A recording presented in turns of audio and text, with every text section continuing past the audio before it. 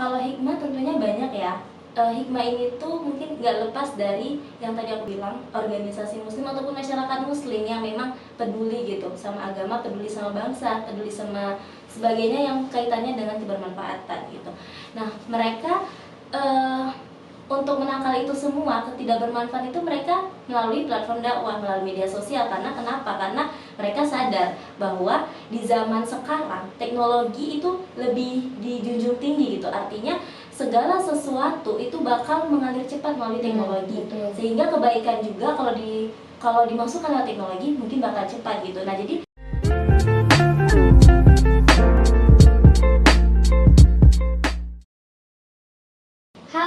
Assalamualaikum warahmatullahi wabarakatuh. Kembali lagi di Ormas, obrolan mahasiswa kreatif, mahasiswa inspiratif. Nah, alhamdulillah, insya Allah di Ormas kali ini akan ditemani oleh saya, Karina Tatuzana, tentunya bersama narasumber yang cantik luar dan dalam. Amin. Siapa dia? Jeng jeng jeng. Ada Teh Mita Mawaddah. Nah, betul, Teh Mita Mawaddah. Boleh Teh ini halo-halo dulu? Oke, perkenalan nih Teh. Boleh perkenalan Teh. Oke. Assalamualaikum warahmatullahi wabarakatuh. Perkenalkan, saya Mita Mawaddah, mahasiswa Ilmu Pendidikan Agama Islam angkatan tahun 2019. Alhamdulillah. Masya Allah, berarti kakak tingkat Karin ya nih Teh? Oh iya gitu, kayaknya udah sama deh. Nah Teh, insya Allah di kesempatan kali ini yuk kita ngobrol-ngobrol santai tentang suatu hal yang meskipun santai tapi insya Allah bermanfaat. Insya Allah. Insya Allah. Tadi kan Teteh jurusan PAI. Iya betul, PAI. Pendidikan Agama Islam. Nah, berbicara tentang Islam itu sendiri, maka otomatis gak akan jauh-jauh dari yang namanya dakwah. Nah, perihal dakwah, Karin kemarin yang mendengar suatu kata yang terasa asing banget, yaitu kata platform. Platform dakwah. Nah, kan Karin belum tahu Teh apa maksud dari platform dakwah itu sendiri. Barangkali Teteh tahu nih sebagai mahasiswa jurusan Ilmu Agama Islam. Platform dakwah. Ya, platform. Ya, betul. Bukan kali. Bukan Teh, platform dakwah. Oh iya, berarti benar nih platform ya. Oke. Benar insya Allah. Kalau sepengetahuan aku gitu ya, platform itu apa sih gitu. Nah, platform itu erat kaitannya sama komputer. Jadi kalau misalnya dimaknai mungkin secara kata atau secara bahasa gitu ya, bisa dimaknai sebagai platform itu sama dengan perangkat lunak atau sejenisnya gitu. Nah, terus kita langsung aja nih gitu ya, maknanya jadinya apa gitu. Nah, jadi karena itu perangkat lunak yang ada di komputer, berarti apapun media yang ada di komputer gitu, perangkat lunak yang ada di komputer, contohnya aplikasi-aplikasi, nah itu disebut platform gitu. Kemudian platform dakwah gitu, berarti aplikasi-aplikasi yang dipergunakan untuk dakwah. Nah, berarti platform itu bisa juga media sosial gitu ya, bisa juga aplikasi-aplikasi lain yang memang bisa dipergunakan untuk kebermanfaatan, khususnya untuk dakwah. Kalau misalnya platform dakwah namanya gitu. Masya Allah, jadi intinya platform itu apa-apa yang menunjang. Betul. Dari segi komputer kan, contohnya kalau aplikasi ada media sosial ya, Instagram, terus WA dan sebagainya. Terus tentang media sosial itu sendiri nih Teteh, tentang platform dakwah, kenapa sih sebetulnya, kenapa ada platform dakwah, untuk apa sebetulnya adanya platform dakwah itu sendiri? Oke, jadi sebenarnya ya, kita sama-sama tahu gitu bahwa yang menciptakan komputer beserta perangkat lunak lainnya, beserta aplikasi media yang ada di dalamnya gitu, itu sebenarnya genrenya bukan sebagian besar muslim gitu. Jadi sebenarnya pada dasarnya itu diciptakan sebenarnya bukan untuk dakwah sih ya, bukan untuk intinya itu bukan untuk tujuan menyebar Islam ataupun menyebar kebaikan gitu. Nah, tapi kenapa ada platform dakwah gitu? Karena ada beberapa oknum ataupun ormas gitu ya, ormas yang bergerak di agama muslim gitu. Maksudnya itu organisasi masyarakat yang bergerak di keagamaan khususnya muslim gitu, yang membuat platform tersebut jadi platform dakwah gitu. Nah, jadi pada intinya platform itu sebenarnya kayak media sosial gitu. Itu sebenarnya sifatnya itu umum ya, general gitu. Tapi karena kita sama-sama tahu gitu ya bahwa media sosial itu kadang dipergunakan kalau misalnya bagi umat muslim tuh kayak kurang baik gitu ya. Maksud kebanyakan tuh mempergunakannya tuh kayak ya untuk misal kalau TikTok untuk joget-joget betul gitu. banget, aduh zaman sekarang teh Bener banget ya, itu kan luar biasa banget ya, mampu merusak karakter bangsa, mampu merusak akhlak dan lain sebagainya gitu. Kemudian kalau dalam Instagram gitu, kita bisa lihat kayak banyak yang tebar pesona dan segala macam gitu ya, kekayaan, memperlihatkan aurat, bener, pamer dan segala macam itu. Nah, ibaratnya dari sana kita bisa lihat gitu bahwa platform itu sebenarnya ditunjukkan dan lebih dipergunakan untuk itu gitu. Nah, oknum yang tadi aku bilang gitu ya, organisasi ormas masyarakat muslim gitu, menjadikan itu sebagai platform dakwah untuk melawan itu semua gitu, supaya isinya nggak kayak gitu semua gitu loh, supaya ini aplikasi ini, media ini bisa loh dijadiin dakwah gitu, bisa loh untuk ini gitu, bisa loh untuk kebermanfaatan umat muslim gitu. Jadi sehingga gitu ya, platform tersebut jadinya bermanfaat gitu, makanya ada istilah platform dakwah kayak gitu. Masya Allah, menarik banget ya teman-teman. Jadi munculnya itu berawal dari mungkin suatu pemikiran atau suatu keresahan melihat bagaimana kondisi masyarakat sekarang, maka timbullah kesadaran orang-orang yang ingin melawan segala kemaksiatan yang ada. Betul banget. Nah, Teteh, kita sebagai mahasiswa, gimana sih hal atau peran apa yang kita bisa berikan untuk menunjang platform dakwah ini sendiri? Oke, caranya ya kita dukung gitu, dukung mereka yang ingin memperjuangkan Islam melalui media sosial gitu.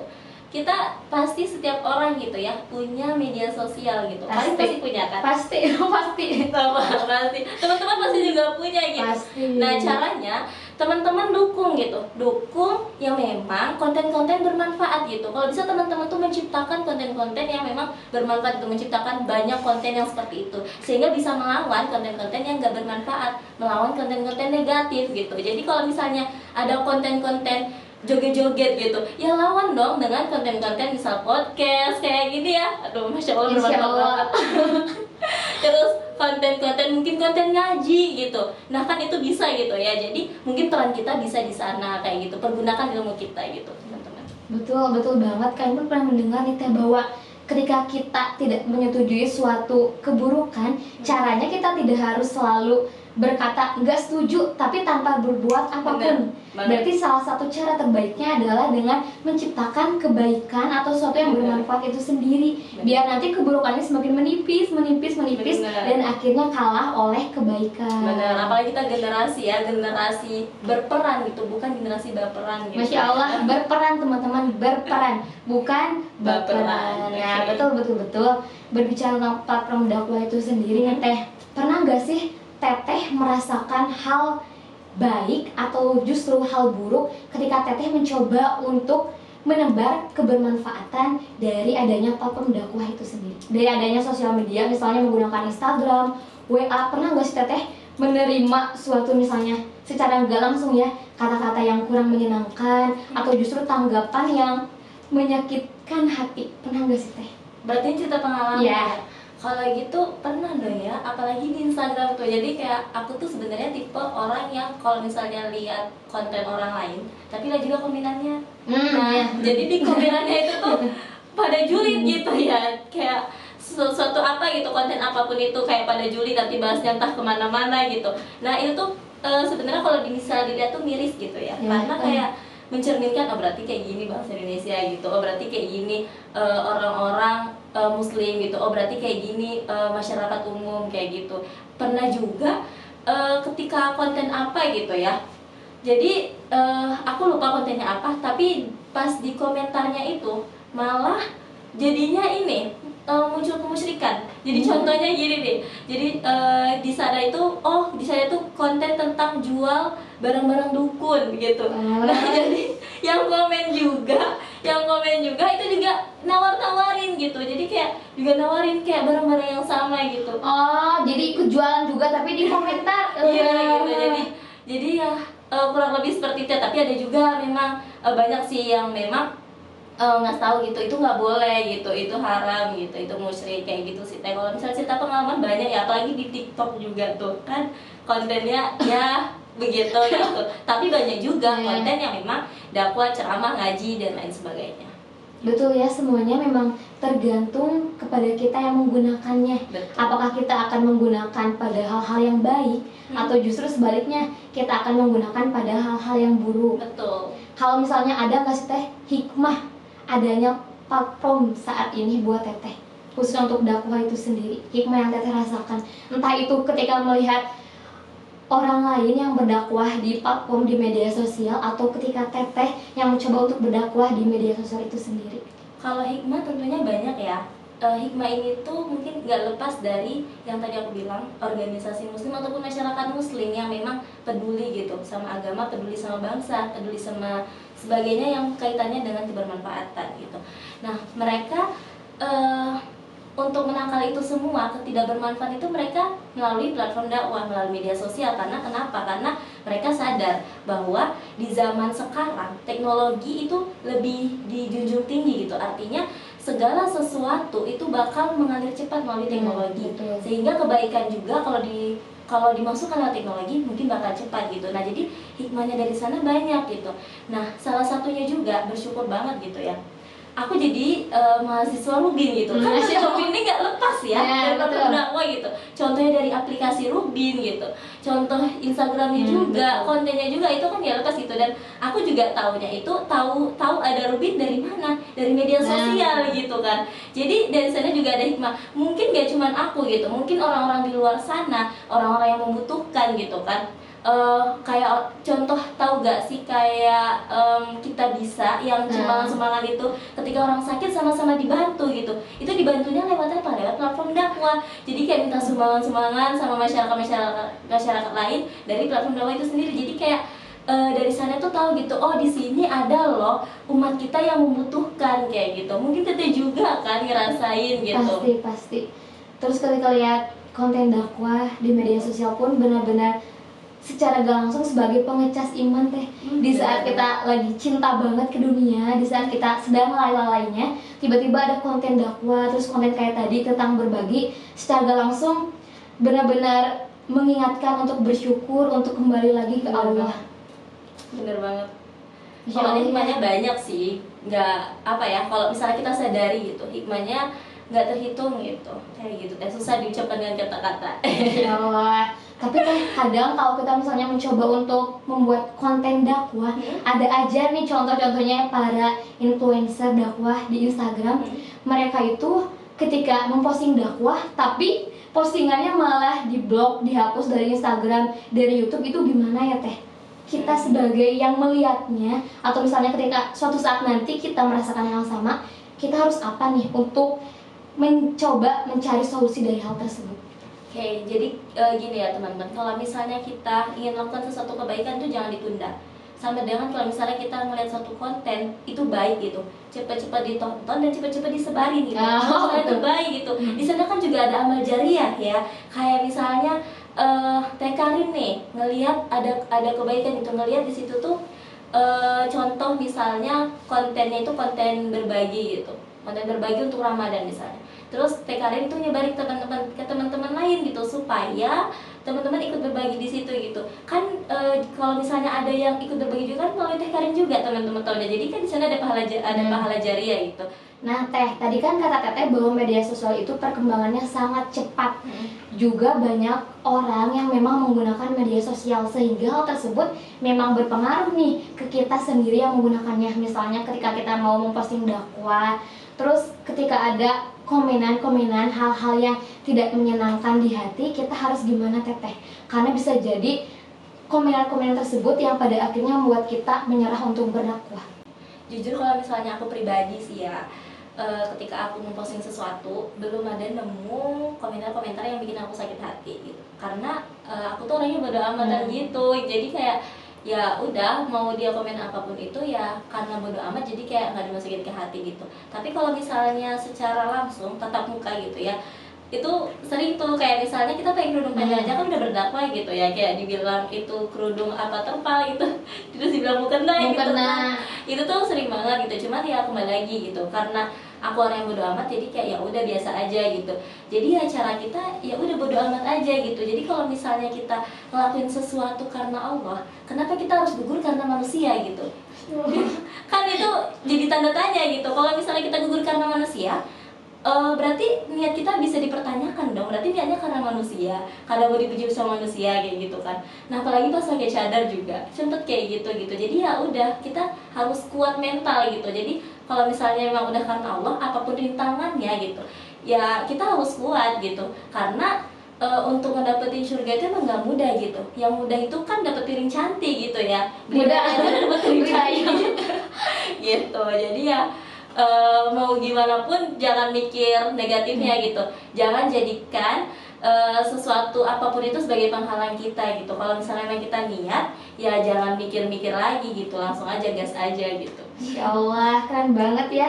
Nah Teteh, kalau tadi kan misalnya kita benar-benar berdakwah, lantas gimana kalau kalian lihat nih di media sosial sekarang banyak banget orang yang ketika berdakwah, tapi misalnya gimana, bukan berarti seujung ya, bisa saja kan ada orang-orang yang memang hanya menjadikan dakwah sebagai konten semata, tapi nggak benar-benar menjadikan dakwah itu sendiri ke dalam kehidupan sehari-harinya, nggak benar-benar melaksanakan dakwah itu sendiri. Jadi bisa dikatakan hanya berkedok ya Teteh.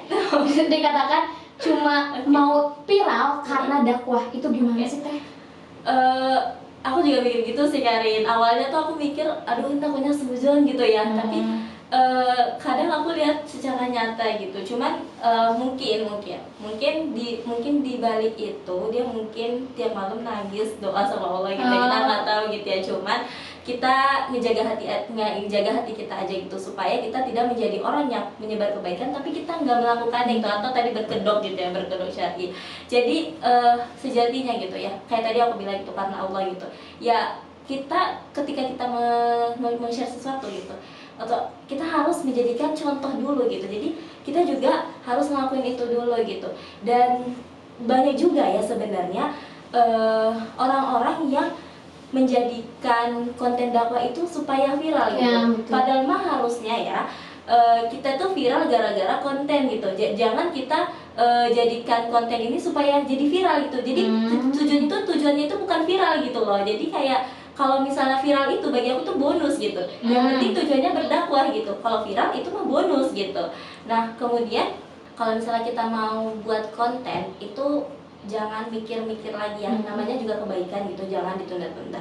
Kemudian kadang-kadang ada orang yang karena banyak di-judge orang, jadinya orang kayak nggak mau lagi buat kebaikan gitu ya. Terus ada juga yang ragu ini sebenarnya pakai media sosial sebenarnya boleh nggak sih gitu. Gara-gara banyak yang gimana hukumnya mungkin ya Teh? Gimana hukumnya gitu, gara-gara kayak banyak yang itu deh, banyak masih yang diperdebatkan gitu ya? masih diperdebatkan gitu, banyak yang ngobrol sana sini A B C D sampai Z gitu. Nah sebenarnya yang aku pahami gitu ya, kalau misalnya segala sesuatu yang gak ada kaitannya sama ibadah gitu ya, ini menurut Imam Syafi'i gitu, yang gak ada kaitannya sama ibadah, segala sesuatu itu boleh, kecuali ada hukum yang mengharamkannya ataupun yang membuat hal itu menjadi makruh gitu. Nah jadi kembali ke kita lagi gitu. Maka media sosial itu sebenarnya hukumnya boleh, kecuali kita ngebuat konten yang gak bermanfaat. Contohnya kalau kita pribadi muslim nih, kita mengumbar aurat, kita mengumbar sesuatu yang ada dalam tubuh kita supaya ingin dilihat misalnya. Nah itu bisa menjadikan konten kita ataupun media sosial kita menjadi haram kayak gitu. Jadi ya kembali lagi gitu ya. Jadi kalau misalnya kita mau buat konten tuh lurusin niat dulu nih, ini niat untuk apa kayak gitu. Masya Allah, jadi begitu teman-teman. Satu lagi nih, mungkin ketika nanti kita berdakwah, kalaupun kita nggak viral di dunia, nggak viral di mata manusia, tapi kita akan viral di langit, di hadapan para malaikat, di hadapan Allah, insya Allah. Jadi jangan pernah, seperti apa yang kita katakan, jangan pernah lelah berbuat kebaikan dan segera menyegerakan diri untuk melakukan kebaikan tersebut. Fastabiqul khairat mungkin ya Teteh, berlomba-lomba dalam kebaikan. Contohnya di media sosial ini. Terakhir mungkin ya Teh, adakah seseorang yang Teteh jadikan panutan atau contoh dalam berdakwah di media sosial ini? Oke. Kalau misalnya seseorang mungkin banyak ya. Pasti banyak. Contohnya tuh public figure, ustadz-ustadz, ustazah-ustazah gitu. Kan banyak yang Masya Allah banget gitu. Kadang ada juga mereka yang walaupun udah tingkat atas kayak gitu, tapi mereka mau loh ketika berdakwah itu kadang-kadang tuh nggak memikirkan harus yang mewah-mewah gitu. Yang penting mereka bisa berdakwah gitu. Kemudian jadi panutan aku banget tuh sebenarnya. Ini bener ya, tanpa rekayasa gitu Tanpa ya. rekayasa. Iya, tanpa rekayasa. Itu tuh salah satunya Rubin gitu. Oh, Masya Allah, Ruby. emang Rubin itu gimana ya? Aku sebenarnya pertama kali tuh kayak terkesan gitu. Wah, ternyata ada loh suatu kelompok orang yang kayak gini gitu. Jadi kayak sebelumnya aku nggak pernah tahu ya. Itu sebenarnya panutan banget karena bisa dilihat ya. Rubin itu sangat menggunakan teknologi sebagai dalam bentuk berdakwahnya gitu. Itu mulai dari aplikasi Rubin gitu. Kemudian Ormas ini ya, dari YouTube gitu ya, podcast dan sebagainya. Kemudian dari Instagram dan dari TikTok juga. Rubin udah mulai buat TikTok gitu. Kemudian banyak memang yang apa ya, yang diperjuangkan Rubin gitu melalui teknologi gitu. Itu memang benar-benar bermanfaat banget. Apalagi ini nih komunitas komunitas penghafal Al-Quran. Nah itu kan komunitas yang terintegrasi sama aplikasi gitu. Sebelumnya aku nggak pernah tahu ada komunitas yang bergerak di di online gitu, online aja gitu. Karena biasa komunitas kan kayak ada titik temunya gitu ya. Ini sementara ini komunitas se-Indonesia gitu loh. Kompak. Bener kompak. Memang mantap banget. Itu panutan banget kalau menurut aku. Alhamdulillah. Semoga teman-teman bisa menemukan panutan yang teman-teman jadikan panutan untuk semakin semangat berdakwah di sosial media ataupun secara langsung ya. Terakhir banget nih Teh, adakah sebuah nasihat atau kata-kata penyemangat, closing statement mungkin yang bisa Teteh berikan nih? Oke. Jadi mungkin closing statementnya itu mengutip dari kata-kata aku yang pernah aku ucapin ya, supaya mempertegas kayak gitu. Jadi kalau misalnya kita memang ingin berbuat suatu kebaikan itu jangan ditunda gitu, karena dia kadang-kadang tuh nggak datang untuk yang kedua kalinya gitu. Jadi takutnya ntar kehilangan kesempatan pahala itu loh gitu. Kemudian kalau kita berdakwah jangan takut ini itu gitu, jangan takut ada efek negatif gitu. Apalagi efek negatif itu dari manusia gitu ya. Jika memang kita berdakwah karena Allah, kenapa harus gugur karena manusia gitu. Masya Allah. Terima kasih Teteh. Terima kasih sudah memberikan pelajaran yang begitu berharga. Semoga kita Allah senantiasa kuatkan dalam jalan dakwah ini. Amin ya Allah. Amin insya Allah. Satu lagi nih tentang kebaikan itu sendiri, kan kata Teteh jangan ditunda-tunda. Lakukan sekecil apapun itu karena kita gak pernah tahu kebaikan mana yang akan menghantarkan kita ke surga. Betul banget. Masya Allah. Terima kasih Teteh. Ya ampun, sama-sama. Tos dulu. Terima kasih semua. Mohon maaf apabila terdapat banyak kesalahan. Semoga kita masih bisa berjumpa di podcast selanjutnya. Assalamualaikum.